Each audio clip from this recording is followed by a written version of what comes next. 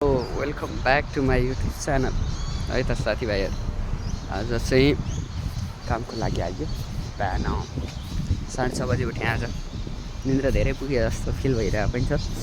एकछिन बिउ चाहिँ 6 बजी बिचमा चाहिँ बिउ चाहिँ अब बिउ चाहिँ बानी पर्न थालेको छ, किनकि म अचेलभरि एकचोटि होइन दुईचोटि भइसक्यो काममा। एकचोटि त्यो हाम्रो फ्याक्ट्रीवाला काममा लेट पुगेको, त्यसपछि राति बिउ दिन्छु बट आरामसे निन्द्रा लाग्यो। आज 6:22 ट्रेन पक्रेँ, आएँ बिस्तारै हिँड्दै गयो।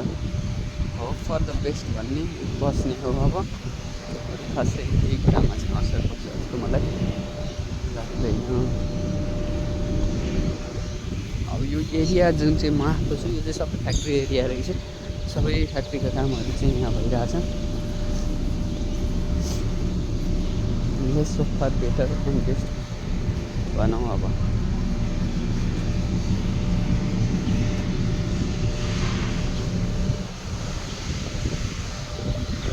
चिसो पनि छ। 8 बजीबाट काम स्टार्ट हो, त्यसो भए म चाहिँ छिर्दैछु अब बिस्तारै।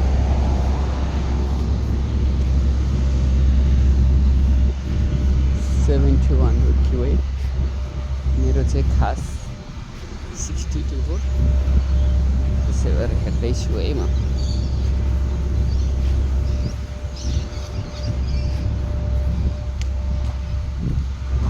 Thank you guys.